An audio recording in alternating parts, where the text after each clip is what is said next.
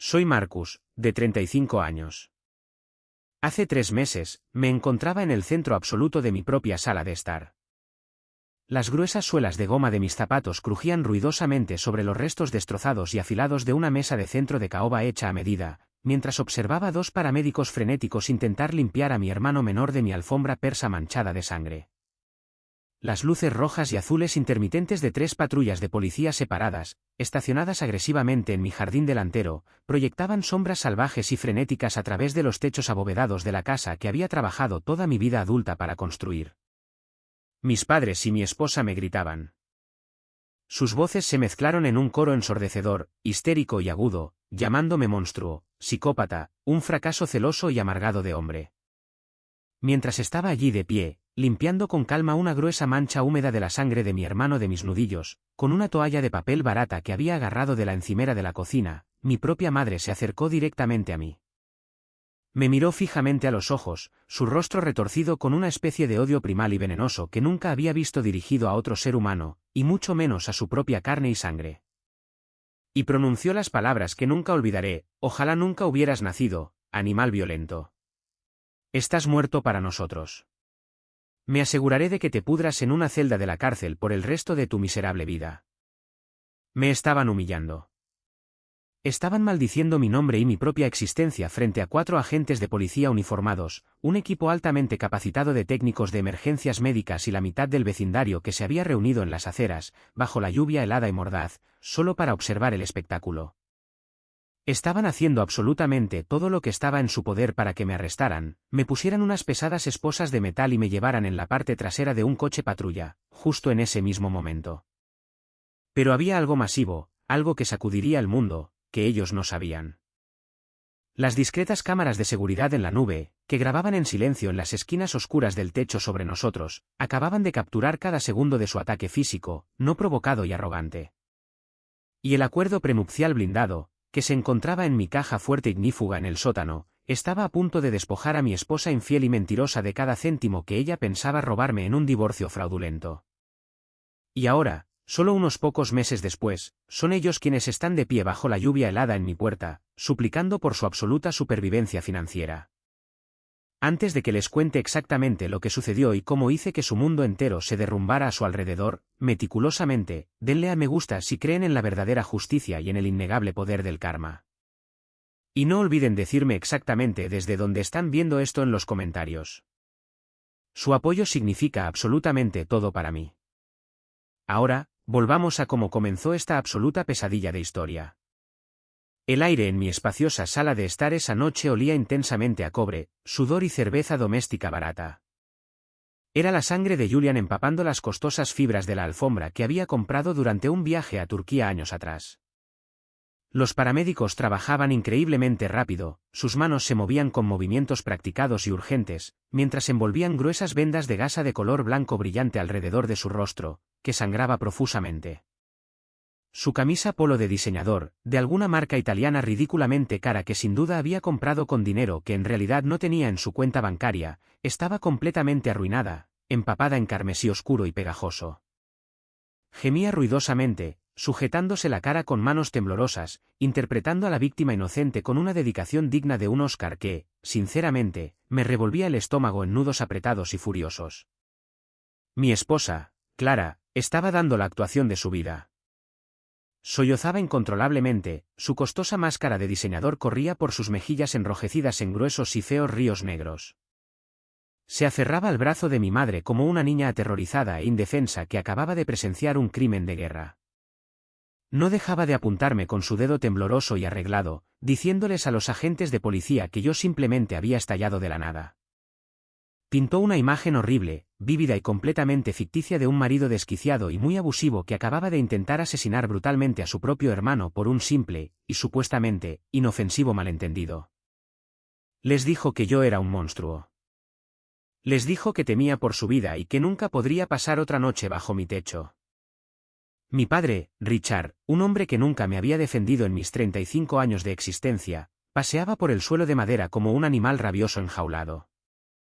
Estaba agresivamente frente a la cara de un joven agente de patrulla, exigiendo, con saliva volando de sus labios, que me esposaran de inmediato. Señalaba la sangre que se acumulaba en el suelo, su rostro adquiriendo un peligroso y poco saludable tono púrpura. Gritó a todo pulmón que siempre había estado locamente celoso de Julian, que era inherentemente inestable, que era un peligro para la sociedad y que necesitaba ser encerrado antes de que matara a alguien.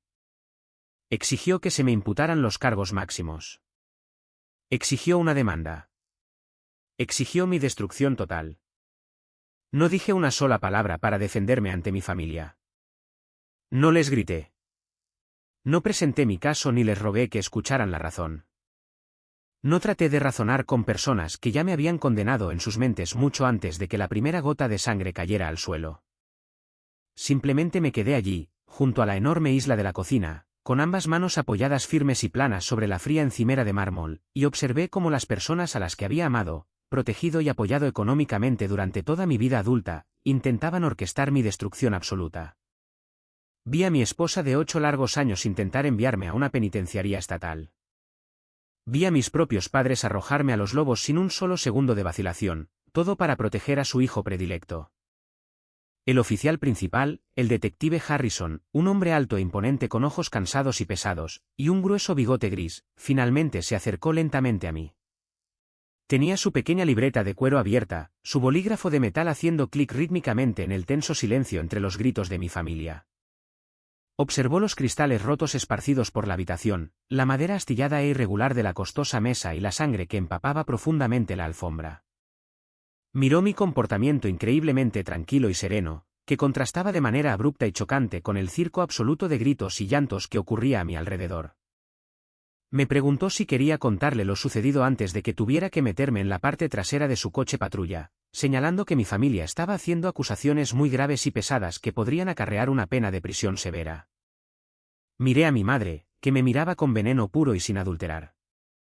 Miré a Clara, quien rápidamente desvió sus ojos llenos de lágrimas, hundiendo su rostro profundamente en el hombro de mi madre para ocultar el hecho de que no podía mantener contacto visual con el hombre a quien había traicionado tan profundamente.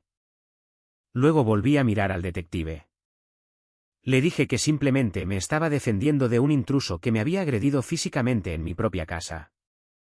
Mantuve mi voz baja, uniforme y perfectamente firme. No grité.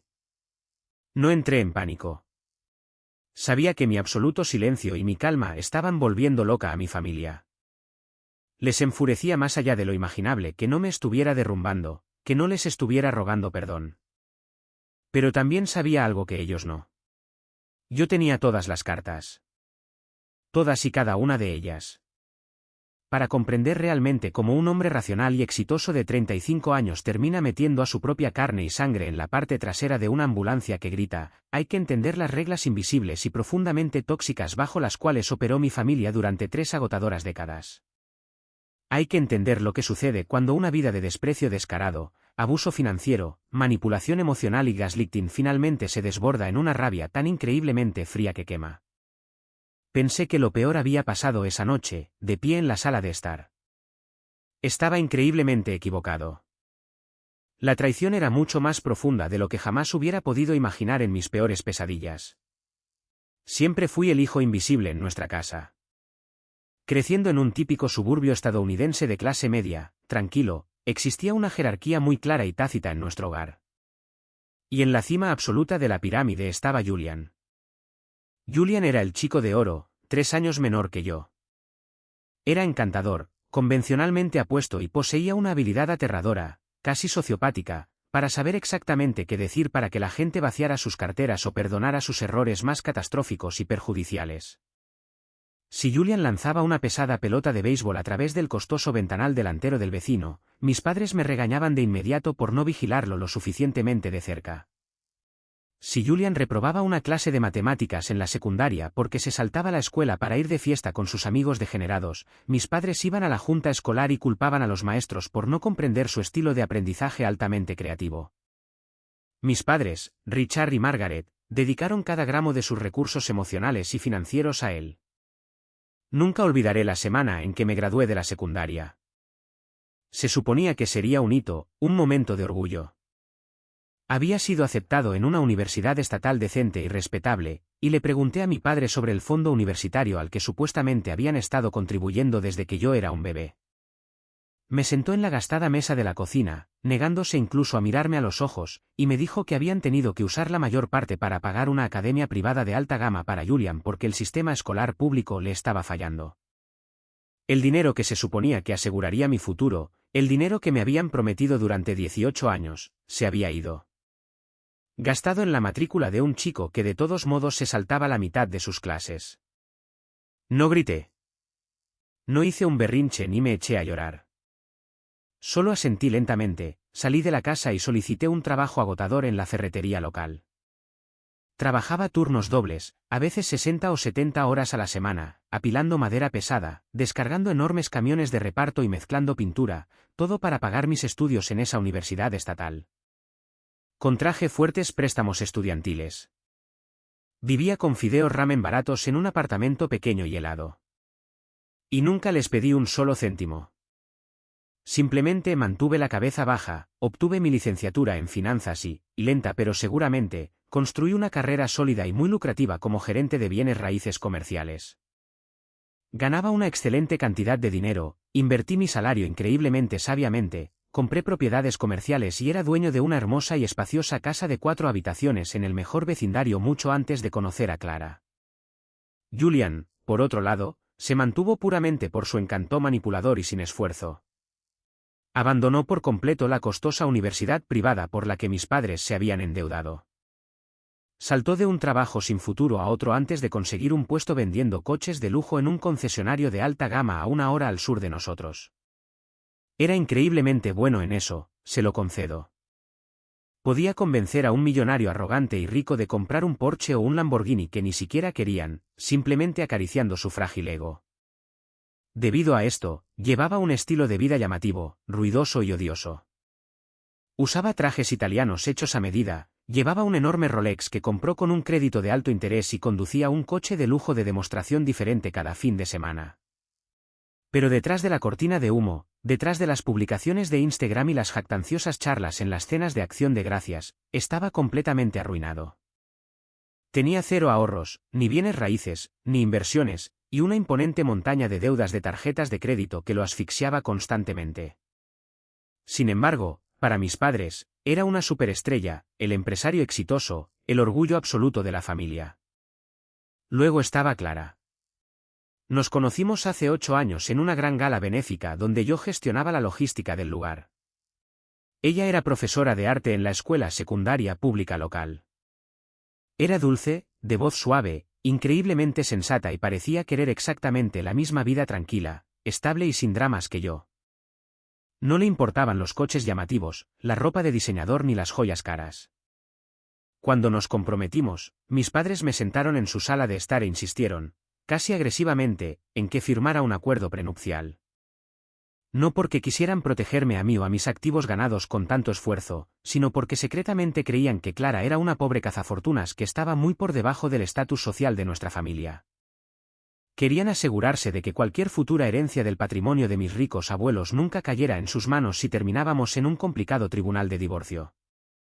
Estaba tan increíblemente cegado por el amor que, de hecho, me sentí insultado en nombre de Clara. Pero para mantener la paz y quitarme de encima a mis padres autoritarios, le pedí a mi abogado, Víctor, que lo redactara. Víctor es un tiburón, un hombre que no deja nada al azar.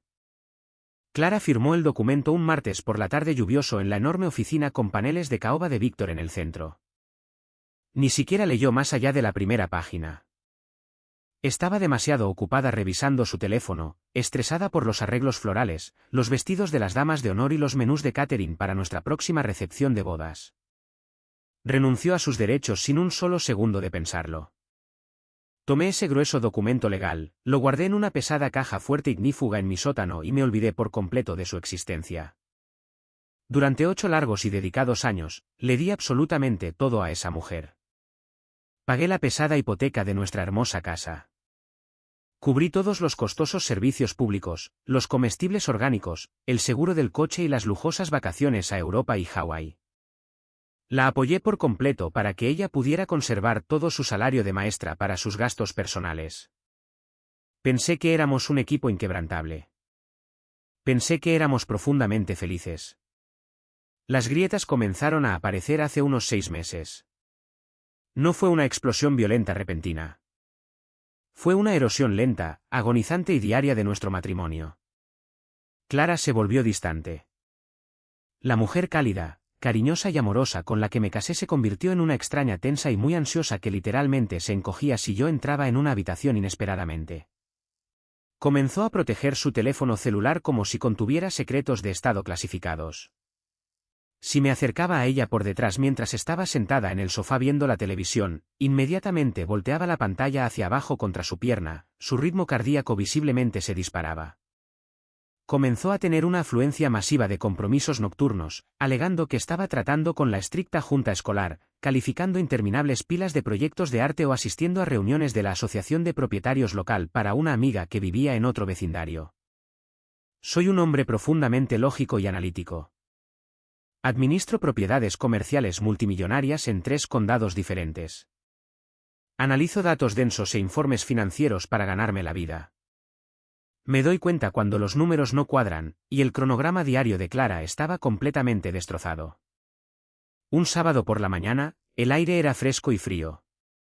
Clara había derramado una enorme taza de café helado pegajoso en el asiento del pasajero de su Honda el día anterior y me había rogado que lo limpiara antes de que manchara permanentemente la tela. Agarré el pesado limpiador de alfombras y la aspiradora de taller del garaje y salí al camino de entrada. Estaba frotando la tela vigorosamente, tratando de quitar el residuo pegajoso de las profundas grietas del asiento, cuando mis dedos rozaron un trozo de papel arrugado metido entre el asiento y la consola central de plástico.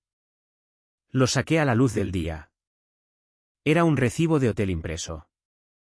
Nada elegante, solo un hotel Holiday Inn barato, ubicado justo al lado de la Ruta 9, a 2 pueblos de donde vivíamos. Mis ojos rápidamente escanearon la tinta negra descolorida. La fecha estampada en el recibo era un viernes por la noche, exactamente 3 semanas antes. Mi sangre se heló por completo, aterradoramente. Hace 3 semanas, esa misma noche de viernes, Clara me había mirado fijamente a los ojos, me había besado la mejilla y me había dicho que iba a un retiro obligatorio de educación artística de fin de semana con sus colegas de enseñanza. Me senté allí en el asiento del conductor, el ruidoso motor de la aspiradora aún zumbando agresivamente en la entrada, y me quedé mirando ese pequeño trozo de papel. Mi mente comenzó a acelerar a 1.000.000 de millas por hora, cruzando violentamente fechas, horas y eventos. Saqué mi teléfono y revisé el historial del enorme chat grupal familiar. Ese mismo fin de semana, Julian se había saltado la gran cena de cumpleaños de nuestra madre, un evento masivo que ella había planeado y del que había hablado durante meses. Su excusa en el chat grupal fue que estaba fuera del estado, llevando a un cliente VIP a una pista privada para probar un Ferrari nuevo. No entré corriendo a la casa para confrontarla. No grité, no me desahogué ni arrojé platos pesados contra la pared de la cocina. Doblé cuidadosamente el recibo, lo deslicé en el bolsillo oculto de mi billetera y terminé de limpiar el coche a la perfección, sin dejar ni rastro del derrame. Necesitaba una prueba absoluta, innegable y concreta antes de quemar toda mi vida hasta los cimientos. Esa noche, mientras ella dormía profundamente a mi lado, entré discretamente en nuestro portal compartido de tarjetas de crédito en mi computadora portátil. Revisé meticulosamente meses atrás y allí estaba. Otro cargo de hotel en un motel barato diferente, de hace 3 meses. Una vez más, coincidía perfectamente con un fin de semana en el que Julian no estaba disponible convenientemente debido a una emergencia de trabajo falsa. Las piezas encajaban violentamente y la imagen que formaban era repugnante, retorcida y puramente malvada. Mi propio hermano, mi propia esposa. Creí conocer las profundidades absolutas de su traición. Pero estaba a punto de descubrir que la aventura física era solo la punta de un iceberg muy oscuro, muy codicioso y altamente calculado. La verdadera tormenta devastadora comenzó una sofocante y húmeda tarde de viernes a finales de agosto. Mis padres organizaban su habitual barbacoa familiar mensual obligatoria. Era una tradición tediosa que normalmente toleraba solo para mantener la frágil paz en la familia. Pero esta vez, conducir a su casa se sintió como caminar voluntariamente hacia un pozo de serpientes venenosas. Llevé a Clara en mi pesada camioneta. Ella estuvo en completo silencio durante todo el viaje de 45 minutos, mirando fijamente por la ventanilla del pasajero, sus pulgares volando furiosamente por la pantalla de su teléfono, enviando mensajes de texto a alguien con una urgencia desesperada. No me dijo una sola palabra. En el mismo instante en que puse la camioneta en park en el largo camino de entrada de mis padres, ella se desabrochó el cinturón de seguridad, prácticamente abrió la pesada puerta y corrió hacia la puerta de madera del patio trasero como si se estuviera asfixiando en mi propia presencia. Apagué el motor, respiré largo y profundo para calmar mi corazón que latía violentamente, y la seguí lentamente, forzando mi rostro a una máscara perfecta de completa indiferencia aburrida. Julian ya estaba allí, naturalmente. Estaba de pie junto a la costosa parrilla, con una cerveza artesanal en la mano y presidiendo la reunión, como de costumbre. Llevaba una camisa de lino abierta y ligera, riendo a carcajadas, absorbiendo la atención indivisa de mis tías y tíos, que se impresionaban fácilmente. Cuando Clara se acercó a él, lo vi. No era obvio para cualquiera que no lo estuviera buscando específicamente, pero para un hombre que había pasado 8 largos años estudiando cada matiz del comportamiento de su esposa, era absolutamente cegador. Vi el sutil cambio eléctrico en su postura. La forma en que de repente se puso más alta, la forma en que juguetonamente enrolló el extremo de su collar de plata alrededor de su dedo. Vi la forma en que la mano de Julian se apoyó un poco demasiado tiempo, un poco demasiado baja en su cintura, cuando se inclinó para besar con confianza su mejilla a modo de saludo. Compartieron una mirada muy privada y profundamente íntima que decía mucho. Julian hizo una broma interna sobre una canción country que sonaba en los altavoces exteriores, y Clara echó la cabeza hacia atrás y se rió. Fue una risa genuina, brillante y cristalina, una risa que no había escuchado dirigida a mí en más de 1 año y medio. Mi madre se acercó a mí agresivamente, limpiándose las manos en su delantal floreado, y sonrió con cariño mientras miraba más allá de mí, directamente a Julian. «¡Qué caballero, tu hermano!», dijo, suspirando dramáticamente, sus ojos llenos de ciega adoración. Siempre asegurándose de que todos se sientan tan bienvenidos.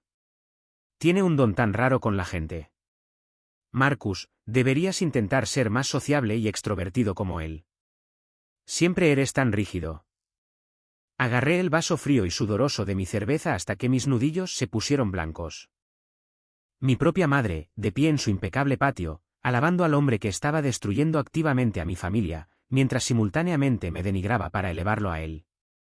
Simplemente asentí lentamente, ofrecí una sonrisa forzada y tensa, y tomé un sorbo de mi bebida, tragando el sabor increíblemente amargo de mi realidad.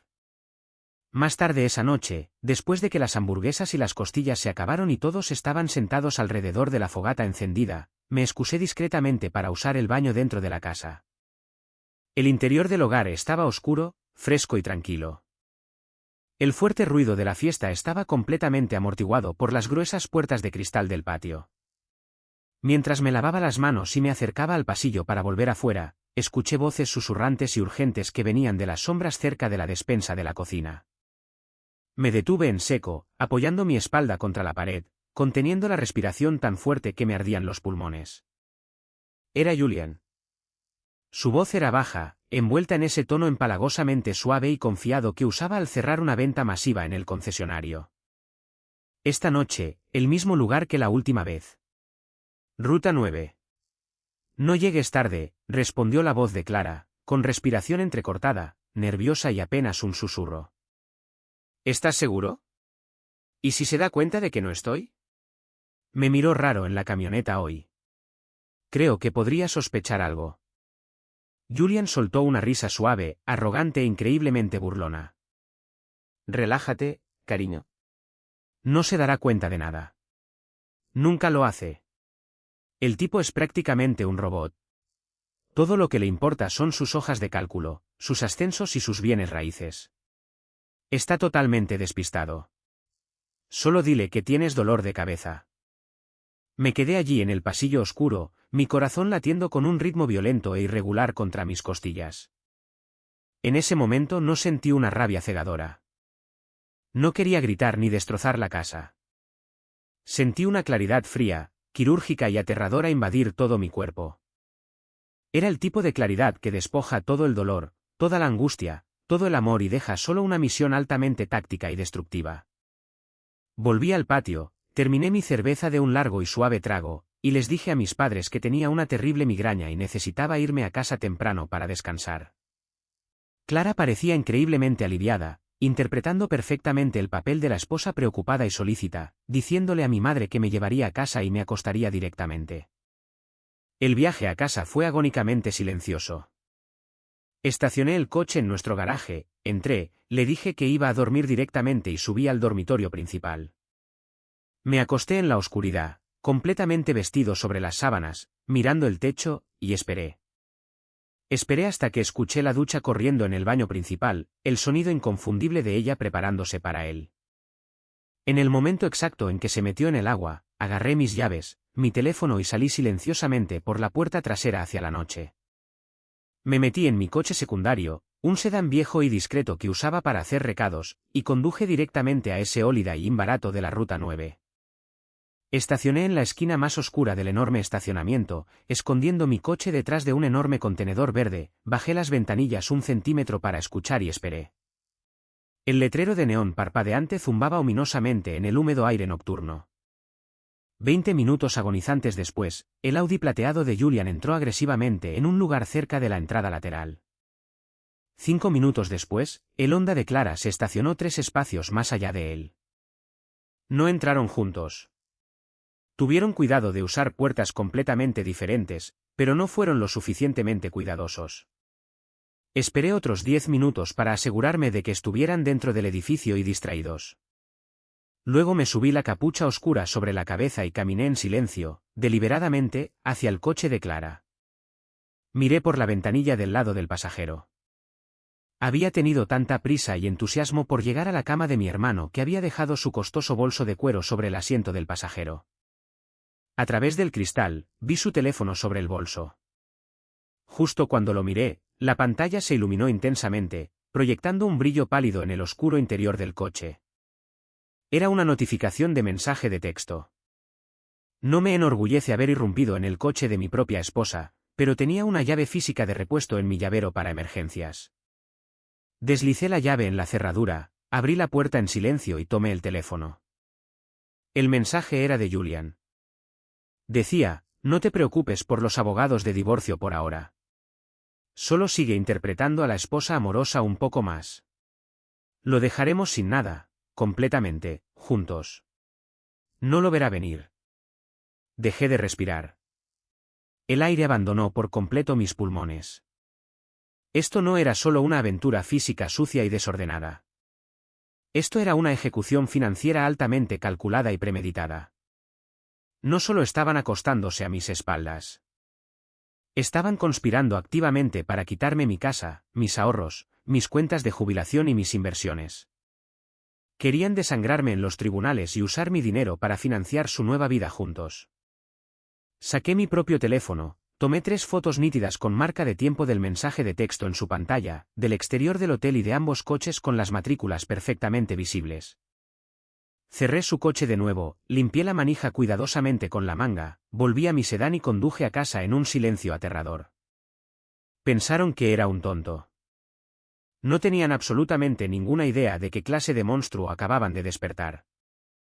A la mañana siguiente, la casa estaba perfectamente y asfixiantemente silenciosa.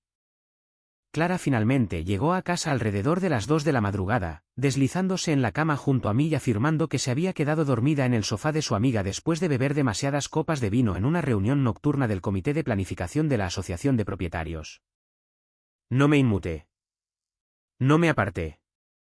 Me levanté, le preparé café exactamente como a ella le gustaba con la crema cara, le entregué la taza tibia y le besé suavemente la frente. Estaba interpretando mi papel a la perfección, el marido devastado, despistado e increíblemente aburrido que no sospechaba absolutamente nada. Alrededor del mediodía, mi teléfono zumbó agresivamente en la encimera de granito de la cocina. Era un mensaje de texto de Julian. Preguntaba si podía pasarse para ver el gran partido de fútbol universitario, actuando como el hermano menor perfecto, amoroso y solidario. Mi pulgar se mantuvo suspendido sobre la pantalla por un breve segundo antes de que respondiera: claro, amigo. Las puertas están abiertas. Trae algo de cerveza. Tan pronto como envié ese mensaje de texto, fui directamente a mi oficina en casa y cerré la puerta detrás de mí con llave. Hace 2 años, después de una serie muy publicitada de robos violentos y selectivos en nuestro exclusivo vecindario, había instalado un sistema de seguridad de última generación. Teníamos cámaras discretas de alta definición colocadas estratégicamente en la sala de estar, la cocina y los pasillos principales.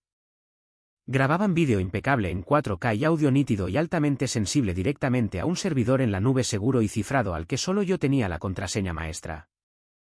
Clara sabía de las cámaras, por supuesto, pero asumía que solo se activaban cuando salíamos de la ciudad por vacaciones largas. Estaba equivocada. Encendí mi computadora portátil, activé la grabación interior manualmente, probé la alimentación de audio golpeando un bolígrafo en mi escritorio y me aseguré de que el ángulo en la sala de estar capturara perfectamente todo el sofá de cuero y el área de la mesa de centro de cristal. Todo estaba cristalino. Julian llegó exactamente a las 2 de la tarde.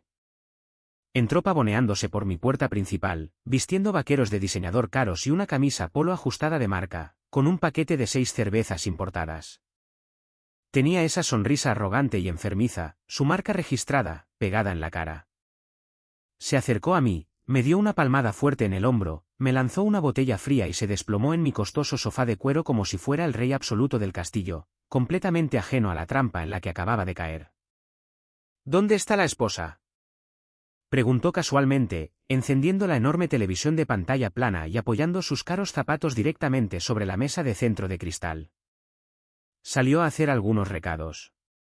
Bed Bath y Beyond o algo así, dije, sentado en el sillón directamente frente a él, centrándome perfectamente en el encuadre de la cámara. En realidad, me alegro mucho de que hoy estemos solos. Necesitaba pedirte consejo sobre algo increíblemente serio. Julian levantó una ceja perfectamente cuidada, dio un largo y lento trago a su cerveza, tratando de parecer profundamente interesado en mi bienestar. Claro, hombre. ¿Qué pasa? Te ves muy estresado. Cuéntame. Es Clara, dije, manteniendo mi voz perfectamente nivelada, dejando escapar intencionalmente un toque falso y desesperado de vulnerabilidad y pánico en mi tono. Creo que estamos teniendo problemas realmente serios. Ha estado tan distante últimamente, fría, inalcanzable. Estoy empezando a aterrarme de que pueda estar hablando secretamente con un abogado de divorcios a mis espaldas. Los ojos de Julian se iluminaron al instante. Intentó desesperadamente ocultarlo, tratando de poner una máscara de profunda preocupación fraternal en su rostro, pero vi el destello depredador y codicioso en su expresión. Se inclinó hacia adelante, quitó los pies de la mesa, apoyó los codos en las rodillas, completamente absorto. Hombre, eso es realmente duro, dijo Julian, sacudiendo la cabeza con falsa simpatía. Pero bueno, ustedes han estado en un periodo difícil desde hace mucho tiempo, ¿verdad? Siempre trabajas hasta tarde. Ella siempre está fuera con sus amigos.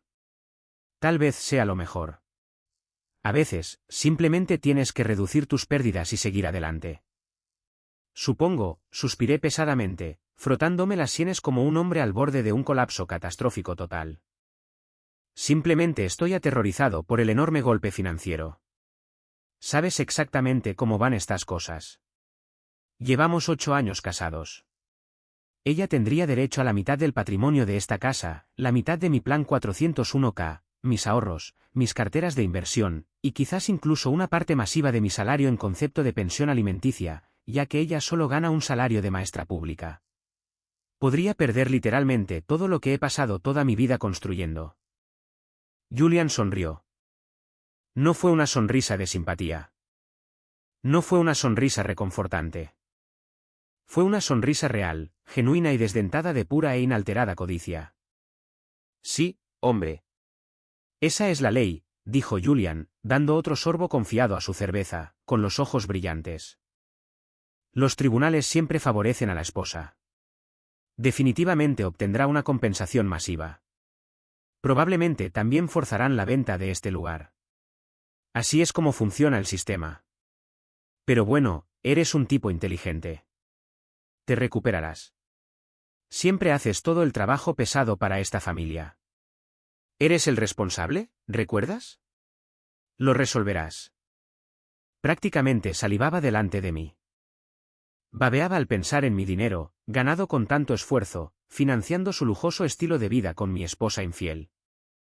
Honestamente, pensó que me había superado por completo. Pensó que yo era solo un cajero automático andante, un perdedor patético y aburrido, esperando ser agotado por él y por la mujer que amaba. Me senté allí, viéndolo beber mi cerveza, en mi casa, y planear alegremente mi funeral financiero en mi cara. La trampa estaba ahora completa y perfectamente puesta. La cámara de alta definición escondida sobre nosotros estaba grabando cada palabra arrogante e incriminatoria, almacenándola de forma segura en la nube. Él había cavado su propia tumba masiva, y yo estaba a punto de entregarle la pala y verlo saltar directamente dentro. Me senté allí, en el silencio de mi propia sala de estar, mirando a mi hermano menor al otro lado de la costosa mesa de centro de cristal. Julian estaba recostado sobre los mullidos cojines de cuero, bebiendo casualmente la cerveza importada que le había entregado hacía unos instantes. Irradiaba esta aura nauseabunda y abrumadora de completa invencibilidad. Acababa de terminar de aconsejarme sobre cómo mi esposa infiel me iba a dejar sin un céntimo en un divorcio, completamente ajeno a que yo ya sabía que él era el hombre exacto con el que ella se acostaba. Pensaba que era el tipo más inteligente de la habitación. Pensaba que era intocable, interpretando el papel del hermano preocupado y solidario mientras planeaba secretamente mi ruina financiera total. Respiré hondo y lento, dejando que el pesado silencio se extendiera por la habitación. El único sonido era el tenue y constante zumbido de la unidad de aire acondicionado central y el ruido amortiguado del partido de fútbol universitario que se transmitía por la enorme televisión de pantalla plana detrás de él. Metí la mano en el bolsillo delantero de mis vaqueros, mis dedos se cerraron fuertemente alrededor del metal frío de mi teléfono inteligente. Lo saqué, desbloqueé la pantalla con mi pulgar y abrí la galería de fotos oculta. Puse la captura de pantalla nítida y con marca de tiempo que había tomado la noche anterior en el oscuro estacionamiento del Holiday Inn. El mensaje de texto que le había enviado a Clara, el mensaje donde explícitamente se jactaba de dejarnos sin un céntimo juntos. No dije una sola palabra. No grité. No le lancé mi bebida. Simplemente me incliné hacia adelante, apoyando los codos pesadamente en mis rodillas, y giré el teléfono para que la pantalla brillante lo mirara directamente. Quería preguntarte sobre esto, dije en voz baja, mi voz completamente desprovista de cualquier emoción. Era la voz de un hombre que ya había aceptado la muerte de su familia. Julian miró la pantalla brillante. Por una fracción de segundo, vi a su cerebro luchar físicamente para procesar lo que estaba viendo. Entrecerró los ojos, pensando que era una broma o un meme. Luego sus ojos se fijaron en sus propias palabras. Observé cómo la sangre se drenaba completa y rápidamente de su rostro, dejando su piel naturalmente bronceada con un tono gris pálido y enfermizo. La sonrisa confiada y arrogante desapareció en un instante, reemplazada por una mirada de puro, descarado y animal pánico. Abrió la boca para hablar, pero nada salió. Simplemente se quedó mirando la pantalla, su mente tratando desesperadamente de calcular cómo diablos había conseguido yo ese mensaje privado. ¿Cuánto tiempo? Pregunté, manteniendo mi voz peligrosamente baja y firme. Julian tragó con dificultad, su nuez de Adán moviéndose en su garganta. Sus ojos se dirigieron nerviosamente hacia la puerta principal, midiendo la distancia, luego volvieron a mí.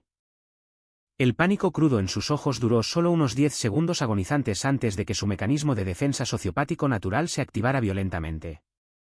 El miedo se transformó directamente en una arrogancia defensiva y agresiva. Dejó caer su botella de cerveza sobre la mesa de centro de cristal con un golpe fuerte y seco, se inclinó hacia adelante y soltó una risa áspera, fea e increíblemente cruel.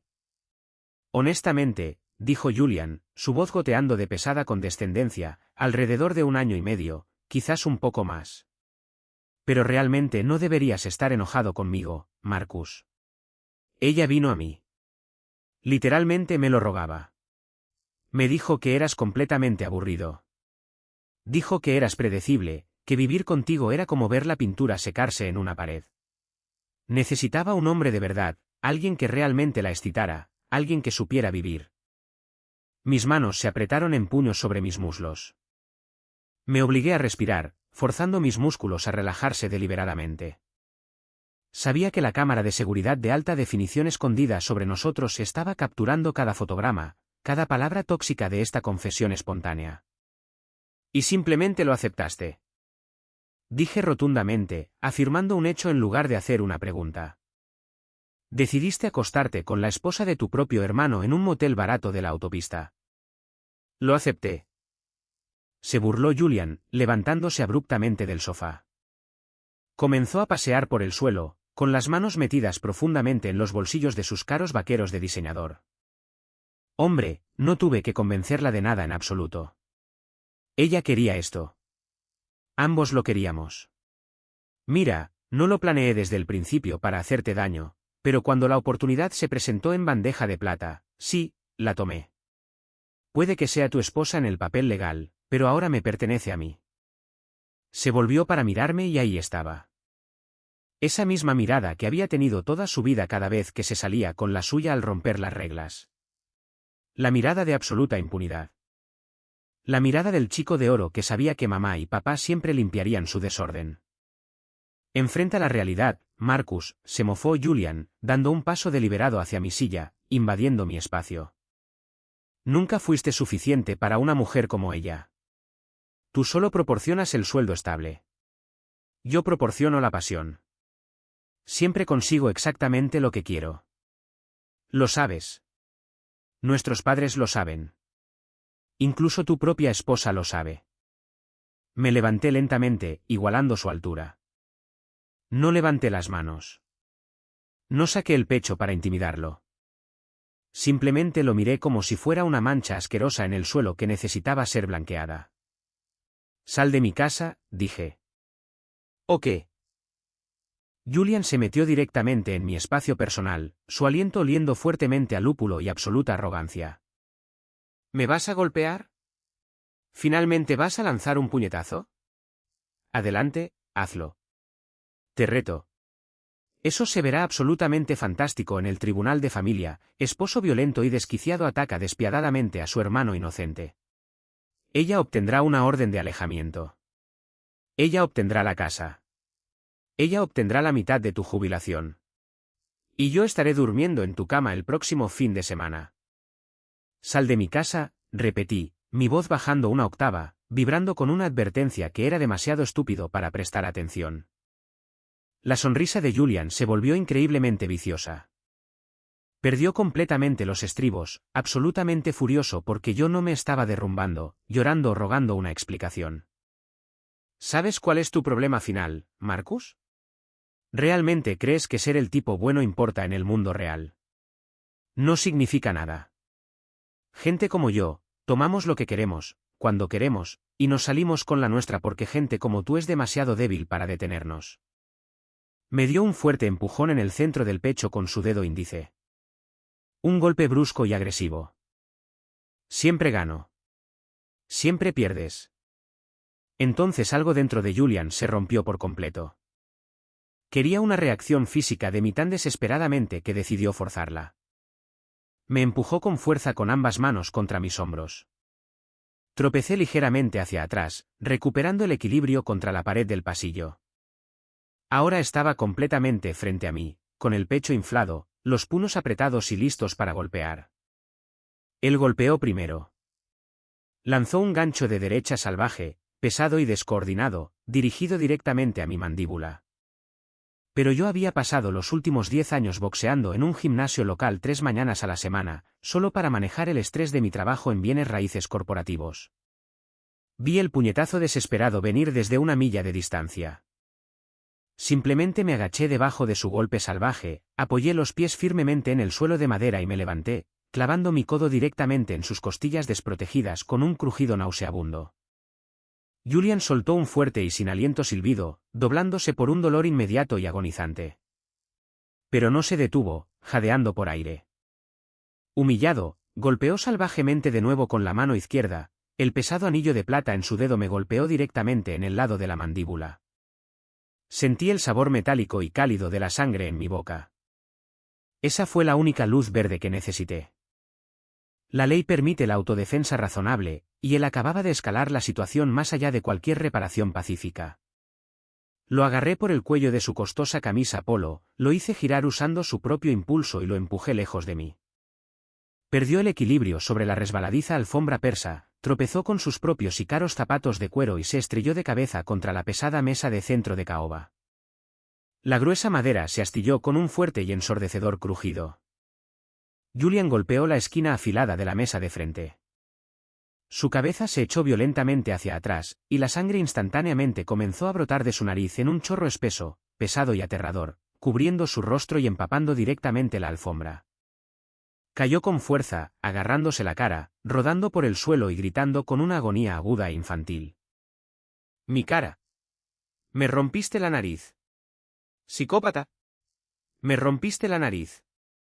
Gimió Julian, la espesa sangre burbujeando entre sus dedos mientras se agitaba en el suelo. Me quedé sobre él, el pecho agitado, respirando con dificultad. Miré la sangre en mis nudillos. Miré la mesa completamente arruinada. Luego, con calma, di un paso atrás, saqué mi teléfono del bolsillo y marqué el 911. «¿911? ¿Cuál es su emergencia?», preguntó la operadora, su voz nítida y profesional. «Necesito una ambulancia y agentes de policía en mi dirección de inmediato», dije, mi voz perfectamente firme, sin ningún pánico. «Mi hermano acaba de atacarme dentro de mi casa. Está herido». Me defendí. Julian me miró desde el suelo, sus ojos abiertos con absoluto terror e incredulidad. «¿Estás llamando a la policía para tu propio hermano? ¿Estás loco?» «Sí», dije, mirándolo.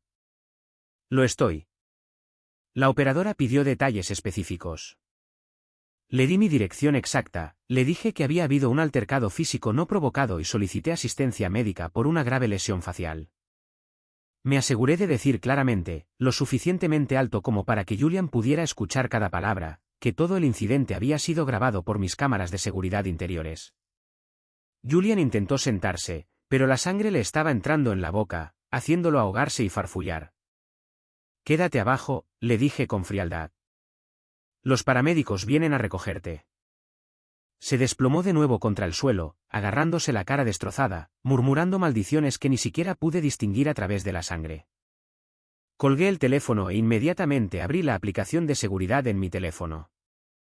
Revisé la alimentación de la nube. Todo se había grabado perfectamente en alta definición, Julian jactándose de la aventura. Julian admitiendo el complot financiero. Julian empujándome. Julian lanzando el primer puñetazo. Todo estaba almacenado de forma segura en un servidor remoto. 6 minutos después, las fuertes sirenas penetraron en el tranquilo vecindario suburbano. Los paramédicos entraron rápidamente, subieron a Julian a una camilla y comenzaron a tratar su nariz gravemente rota, la conmoción cerebral que se había provocado y el profundo corte en la frente que requeriría al menos 20 puntos. Justo cuando lo llevaban hacia la puerta principal, Clara entró corriendo a la casa. Había visto la ambulancia desde la calle. Entró por la puerta, echó un vistazo a Julian cubierto de sangre y comenzó a gritar a todo pulmón. 5 minutos después, mis padres entraron por el camino de entrada, habiendo sido llamados por Julian mientras yo hablaba por teléfono con el 911. Fue entonces cuando comenzó el verdadero circo, los gritos, el llanto, las horribles acusaciones. Mi madre llamándome un animal violento. Mi padre exigiendo que me encerraran en una celda de la cárcel. Clara actuando como una esposa aterrorizada y maltratada. Pensaron que me tenían perfectamente acorralado. Pensaron que finalmente habían encontrado la excusa definitiva para destruirme, para quitarme mi dinero, para arruinar mi reputación y para elevar a Julian al estatus de mártir santo. Simplemente los dejé cavar sus propias tumbas. Pensé que la batalla había terminado esa noche, pero la guerra legal apenas comenzaba. El lunes por la mañana llegó con un viento frío y cortante que hacía vibrar las ventanas de mi casa vacía. No fui a mi oficina. En cambio, me puse un elegante traje de carbón a medida, hice un nudo Windsor perfecto y conduje directamente a la comisaría de policía del centro. No iba a entrar solo en esta guarida de leones. Me iba a encontrar con mi abogado, Víctor. Víctor era un exfiscal estatal que había hecho la transición a la defensa de alto nivel y litigios civiles hace una década. Era increíblemente astuto, completamente despiadado y ofensivamente caro. Era exactamente el tipo de hombre que quieres a tu lado cuando tu propia familia intenta meterte entre rejas. Víctor ya me esperaba en los enormes escalones de hormigón de la comisaría. Su costoso maletín de cuero en la mano, su traje completamente impecable a pesar de la temprana hora. Ya había pasado todo su domingo revisando meticulosamente el metraje de la nube, las capturas de pantalla de los mensajes de texto y los documentos financieros que le había enviado por correo electrónico de forma segura. Están intentando muy seriamente construir una narrativa, dijo Víctor, sin siquiera decir un saludo formal mientras atravesábamos las pesadas puertas dobles de cristal. Tu padre llamó a la comisaría 3 veces ayer, alegando que tienes un largo historial, profusamente documentado, de celos y violencia desquiciados. Tu hermano está presentando cargos oficialmente por agresión agravada y asalto. Su declaración escrita oficial dice, lo invitaste a tu casa solo para emboscarlo completamente sin provocación porque estabas paranoico con tu esposa. Déjalos hablar, dije, sin sentir absolutamente nada más que una fría y dura determinación. Nosotros tenemos la verdad. Ellos tienen mentiras. Fuimos escoltados a una pequeña, estéril y bien iluminada sala de entrevistas por el detective Harrison. El detective parecía agotado, agarrando una taza de espuma de poliestireno de café negro. Se sentó frente a nosotros, al otro lado de la mesa de metal, y extendió varias fotografías brillantes de las lesiones de Julian, una nariz gravemente rota, un ojo morado e hinchado, fuertes contusiones en las costillas y una línea de gruesos puntos negros en la frente. Tu hermano está exigiendo agresivamente que procedamos con cargos criminales, Marcus, dijo el detective Harrison, golpeando su bolígrafo en la mesa. Su declaración oficial, que está completamente corroborada por tus padres, pinta un cuadro de un ataque violento premeditado. Afirma que lo atacaste por la espalda. ¿Qué tienes que decir? Víctor no dijo una sola palabra. Simplemente metió la mano en el bolsillo de su traje, sacó una pequeña y elegante unidad USB plateada y la deslizó suavemente por la mesa de metal. Eso es metraje de seguridad de alta definición de la sala de estar de mi cliente, detective, dijo Víctor. Su voz completamente profesional y aterradoramente tranquila. Contiene tanto vídeo nítido como audio altamente sensible de todo el encuentro. Verá sin sombra de duda que el señor Julian inició el contacto físico con el primer golpe y que mi cliente simplemente utilizó una fuerza legal razonable para defender su propia vida dentro de su propia casa. El detective Harrison levantó una ceja escéptica, tomó la unidad y la conectó a su computadora portátil de policía. Giró la pantalla ligeramente lejos de nosotros y se puso unos auriculares. Me senté allí en total silencio durante 7 agonizantes minutos, observando el rostro del detective. Su expresión permaneció increíblemente estoica, pero vi el microsegundo exacto en que se dio cuenta de que este caso no era en absoluto lo que Julian y mis padres habían afirmado. Vi sus ojos abrirse ligeramente cuando escuchó a Julian jactarse de acostarse con Clara. Vi su mandíbula tensarse con disgusto cuando vio a Julian lanzar el fuerte gancho de derecha. Harrison se quitó los auriculares, suspiró pesadamente y cerró lentamente la computadora portátil. Me miró, luego miró a Víctor. Su hermano omitió bastantes detalles vitales en su declaración oficial, dijo Harrison secamente, sacudiendo la cabeza. También hay evidencia de mensajes de texto en esa unidad, agregó Víctor suavemente, sin romper el contacto visual, que muestran una premeditación clara e innegable por parte de Julian para defraudar activamente a mi cliente en un procedimiento de divorcio pendiente, actuando en colusión directa con la esposa de mi cliente. Estamos más que felices de proporcionar todos estos materiales a la oficina del fiscal de distrito para una revisión por perjurio. Harrison tomó algunas notas en su libreta. Necesitaré revisar esto con el fiscal, pero basándome en este metraje, la afirmación de autodefensa es sólida como una roca. Dudo mucho que el fiscal se acerque a esto con un palo de 10 pies. Su hermano mintió en un informe policial federal. Tendremos una conversación muy severa con él esta tarde. Está libre de irse, Marcus. Salimos de la comisaría 20 minutos después. La amenaza criminal estaba completamente neutralizada, pero eso era solo la defensa. Ahora era el momento de pasar a la ofensiva absoluta. Esa fue la primera ronda, dijo Víctor, consultando su costoso reloj. Ahora iniciamos los procedimientos civiles y de derecho de familia. Ya he redactado la demanda contra tu hermano por alienación de afecto, una ley de daños que sigue siendo muy válida en este estado. Lo enterrará en honorarios legales. Pero, Lo que es más importante, los papeles de divorcio están listos para ser entregados. El viernes por la mañana, autoricé a Víctor a solicitar el divorcio por adulterio, con todos los mensajes de texto y la confesión en vídeo adjuntos como pruebas sólidas e innegables. Pagué una tarifa premium por un notificador de alta prioridad de inmediato. Para el mediodía de ese mismo día, un hombre con un traje barato entró directamente en la escuela secundaria donde Clara enseñaba. Pasó por la oficina principal, entró directamente en su aula durante su clase de Historia del Arte de quinto periodo y le entregó el grueso paquete de papeles de divorcio, justo delante de 23 estudiantes de segundo año. ¿Fue mezquino? Quizás. ¿Fue increíblemente satisfactorio saber que fue humillada públicamente? Absolutamente. Las consecuencias fueron inmediatas. Mi teléfono sonó sin parar durante 2 días. Mi padre dejó furiosos y gritones mensajes de voz diciéndome que estaba destrozando a la familia, que estaba empeorando las cosas, que necesitábamos sentarnos y arreglar esto como hombres. No devolví ninguna llamada. Bloqueé todos sus números, borré los mensajes de voz y dejé que Víctor se encargara de toda la comunicación. Clara entró inmediatamente en pánico y contrató a Brenda, una abogada de divorcios notoriamente agresiva, conocida por dejar completamente sin un céntimo a exmaridos ricos en casos de alto patrimonio. Brenda construyó toda su reputación destruyendo hombres en los tribunales de familia. Cuando Víctor se enteró de que Clara la había contratado, de hecho, se rió por teléfono. Es muy buena, dijo Víctor, pero está caminando a toda velocidad hacia un muro de ladrillos reforzado. La primera sesión de mediación obligatoria se programó para finales de febrero. Nos reunimos en una sala de conferencias masiva e intimidante en un edificio de gran altura en el centro. Clara apareció con un modesto vestido negro, su cabello perfectamente peinado, su maquillaje mínimo pero impecable. Estaba interpretando el papel de la esposa profundamente agraviada, traumatizada y económicamente dependiente. Brenda claramente la había instruido sobre cómo lucir y actuar para obtener simpatía. Brenda abrió la mediación agresivamente, prácticamente golpeando sus manos sobre la mesa. Mi cliente tiene derecho al 50% de todos los bienes conyugales.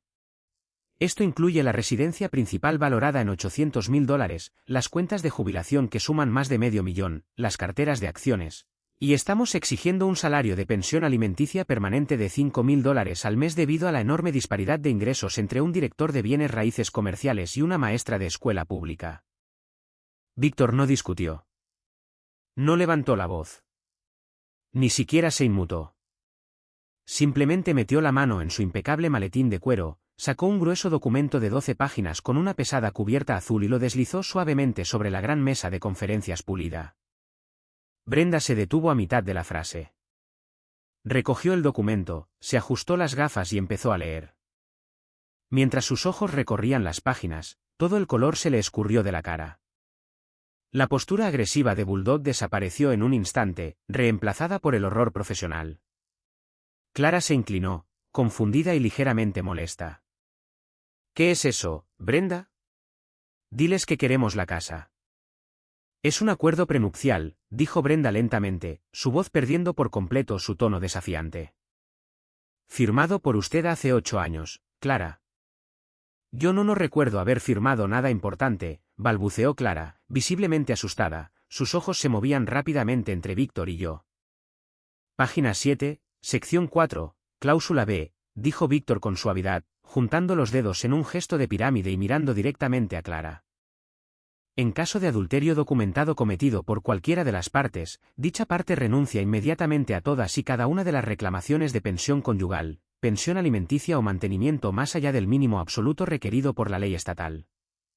Además, todos los bienes prematrimoniales, incluida la residencia principal y las inversiones inmobiliarias comerciales, siguen siendo propiedad 100% separada. No obtienes nada, Clara. El rostro de Clara se puso completamente, aterradoramente blanco. Parecía que iba a vomitar sobre la mesa de caoba. Eso no puede ser legal. Él me engañó. No lo leí. Es completamente legal e inquebrantable, dijo Brenda en voz baja, hojeando las páginas, con la mandíbula tensa por la intensa frustración, porque se dio cuenta de que su masivo pago de contingencia había desaparecido por completo. Usted lo firmó, Clara. Está notariado y fue presenciado por 2 abogados independientes. Usted renunció explícitamente a su derecho a un abogado independiente. Pero yo no lo sabía. Gritó Clara, su voz quebrada, con lágrimas en los ojos. 8 años. Lo apoyé. Le di mis 20 y tantos años. La ignorancia del contrato que firmó no es una defensa legal válida, dijo Víctor rotundamente. Usted enseñó arte. Mantuvo todo su salario. No contribuyó absolutamente nada financieramente a la hipoteca o las inversiones. Los números no mienten, y el acuerdo prenupcial no se doblega. La mediación duró apenas 2 horas.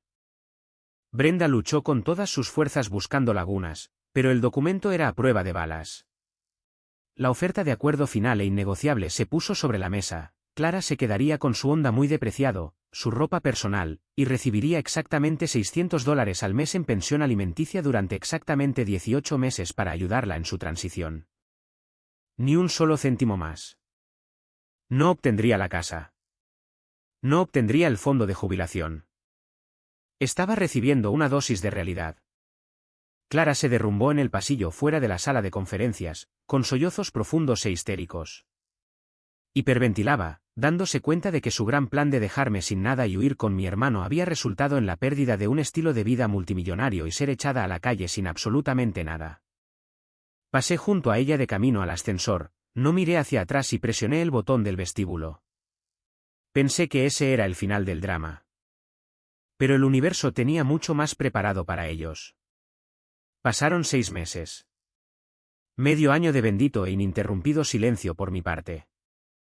Mientras, el universo entregó el karma más brutal y metódico imaginable a las personas que habían intentado arruinar mi vida. No tuve que seguir activamente su caída.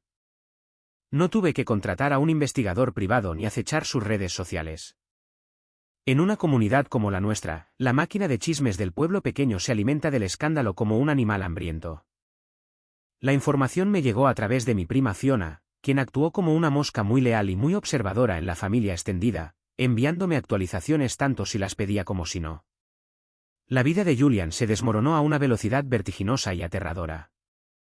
Cuando se filtró la noticia de la aventura y el incidente violento con la policía, su esposa Natalie no dudó ni un segundo. Solicitó un divorcio brutal y muy público. Natalie fue despiadada, y con razón.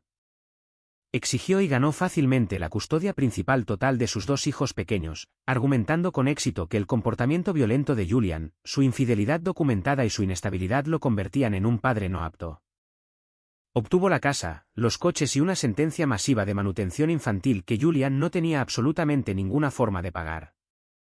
Pero eso fue solo el comienzo de su infierno personal. La noticia de su complicada aventura con una mujer casada se extendió por la hermética industria de los coches de lujo. Los clientes ricos a los que solía encantar no querían comprar un Porsche de $100.000 a un hombre que era objeto de chismorreos locales increíblemente vulgares. Sus ventas cayeron en un 80% en 3 meses. Bajo una inmensa presión financiera y ahogado en deudas de manutención infantil, Julian cometió un error fatal que le cambió la vida.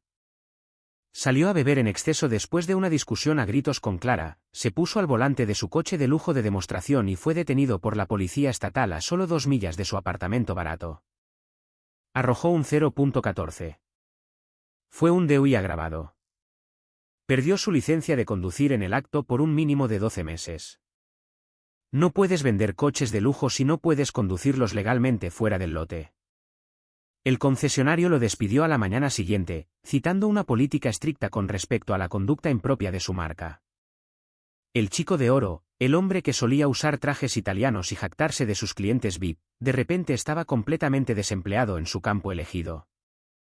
Lo último que supo Fiona fue que había aceptado un trabajo humillante, trabajando el agotador turno nocturno en una gasolinera de mala muerte en la carretera, ganando el salario mínimo sin ningún beneficio, solo tratando de evitar la cárcel por la manutención infantil impagada. La caída de Clara fue igualmente espectacular y completamente culpa suya. Natalie, la furiosa exesposa de Julian, era amiga íntima de una mujer llamada Beatrice. Beatrice estaba casada con el presidente de la junta escolar local donde Clara enseñaba. Natalie, buscando su propia forma de venganza, casualmente envió a Beatrice los expedientes judiciales de mi divorcio, los que detallaban la aventura de Clara con su cuñado e incluían los mensajes de texto que tramaban la ruina financiera. Beatrice se aseguró de que esos documentos circularan por la Asociación Local de Padres y Maestros como un reguero de pólvora. Padres indignados inundaron la junta escolar con correos electrónicos airados, exigiendo saber por qué una mujer con tales fallas morales horribles, una mujer que conspiró para robar a su marido, estaba moldeando las mentes de sus adolescentes. El distrito escolar actuó rápidamente para evitar una pesadilla de relaciones públicas. Colocaron a Clara en una licencia administrativa no remunerada, iniciaron una investigación ética formal y en 3 semanas, la despidieron directamente. Citaron una estricta cláusula moral en su contrato de enseñanza. Debido a que la rescisión estaba muy documentada e implicaba un escándalo público, su licencia de enseñanza estatal fue marcada. Fue completamente incluida en la lista negra para enseñar en todo el estado. La mujer que pensó que sería una rica socialité de repente estaba solicitando trabajos minoristas a tiempo parcial en el centro comercial local y siendo rechazada porque su verificación de antecedentes era un páramo tóxico. Y luego estaban mis padres, Richard y Margaret, las personas que habían permitido a este monstruo durante 30 años. Habían apostado toda su existencia por Julian y lo perdieron absolutamente todo. Cuando Julian fue golpeado con los cargos criminales, la demanda civil por alienación de afecto y el brutal divorcio de Natalie, no tenía dinero para abogados. Mis padres intervinieron, como siempre lo hacían. Retiraron la totalidad del fondo de jubilación Plan 401k de mi padre anticipadamente, pagando enormes multas fiscales solo para mantener a Julian fuera de una celda de la cárcel. Pero no fue suficiente. Los honorarios legales eran astronómicos. Cuando Clara perdió su trabajo y Julian trabajaba en la gasolinera, no podían pagar el alquiler del apartamento al que se habían mudado juntos. Mis padres agotaron sus ahorros de emergencia para pagar su alquiler durante 3 meses, comprando sus alimentos, ayudándolos hasta el amargo final. Finalmente, el dinero se agotó por completo. Mis padres se vieron obligados a vender la hermosa casa colonial de 4 habitaciones en la que habían vivido durante 30 años. Tuvieron que venderla increíblemente rápido, muy por debajo del valor de mercado, solo para obtener el efectivo y saldar las enormes deudas que habían contraído por Julian. Se mudaron a un apartamento pequeño y deprimente de 2 habitaciones en el lado malo de la ciudad. El estrés destruyó por completo la salud de mi madre. Fiona me dijo que estaba tomando 3 medicamentos diferentes para la presión arterial y que parecía haber envejecido 20 años en 6 meses. Mi padre dejó de ir a su club de golf. Dejó de hablar con sus amigos. Simplemente se sentaba en ese pequeño apartamento mirando la televisión, dándose cuenta de que había sacrificado a un hijo exitoso y leal por un hijo que lo había desangrado por completo. En cuanto a Julian y Clara, su romance tóxico no sobrevivió a la brutal realidad de la pobreza. Cuando las cenas elegantes y las habitaciones de hotel fueron reemplazadas por facturas de electricidad impagas, fideos ramen baratos y avisos de desalojo pegados en su puerta, se volvieron el uno contra el otro como lobos hambrientos. Fiona dijo que peleaban constantemente en el estacionamiento de su complejo de apartamentos baratos, gritándose a todo pulmón, culpándose mutuamente por arruinar sus vidas. Clara culpó a Julian por hacerla perder el dinero del acuerdo prenupcial. Julian culpó a Clara por costarle su trabajo. Habían destruido todo para estar juntos. Y ahora estaban atrapados en los asfixiantes restos de su propia creación. Lo observé todo desde la distancia, sin sentir nada más que una profunda sensación de cierre. Septiembre llegó con una brisa fresca y nítida que finalmente se llevó la sofocante humedad del verano. Había pasado página por completo. Vendí la gran casa en los suburbios, la que tenía todos los malos recuerdos y la mesa de café rota, y usé la enorme plusvalía para comprar un impresionante condominio penthouse moderno en el centro. A 10 pisos de altura, con ventanales de suelo a techo, con vistas al brillante horizonte de la ciudad, una pizarra completamente limpia. Me estaba yendo increíblemente bien. Mi compañía me dio un ascenso masivo a director regional de bienes raíces comerciales. Ganaba más dinero que nunca, viajaba por todo el país y, por primera vez en una década, disfrutaba realmente de mi vida. También había empezado a ir a terapia. El doctor Sin era un hombre brillante y sin rodeos que me ayudó a darme cuenta de que alejarme de la sangre tóxica no era un pecado, sino un acto de vital autopreservación. Incluso había comenzado a salir de nuevo con una mujer llamada Valerie. Ella trabajaba en finanzas corporativas, tenía su propio dinero, su propia vida y una tolerancia absolutamente nula para el drama. Era la relación más sana y pacífica que jamás había experimentado. Pensé que el capítulo oscuro con mi familia estaba cerrado permanentemente. Pensé que finalmente habían aprendido la lección, pero las personas desesperadas hacen cosas desesperadas. Era un domingo por la noche. Estaba sentado en mi balcón bebiendo un vaso de bourbon caro, viendo las luces de la ciudad encenderse cuando mi teléfono vibró. Era un mensaje de texto frenético de mi prima Fiona. Marcus, intenté detenerlos.